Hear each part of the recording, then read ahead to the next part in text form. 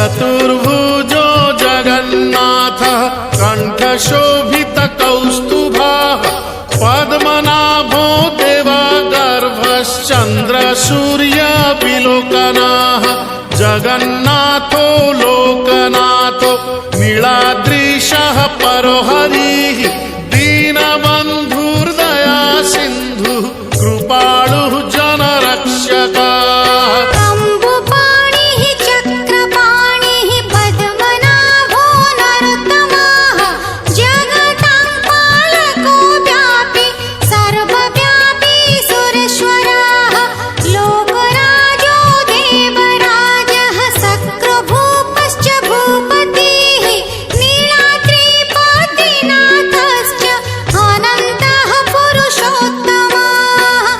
क्षोभ्यायः कल्पतरुः विमला प्रीतिवर्धनः बलभद्रो वासुदेवो माधवो मधुसूदनः दैत्यरिः पुण्डरीकाक्षो वनमाली बलप्रियः ब्रह्मा विष्णु वृष्णिवंशो मुरारिः कृष्णकेशवः।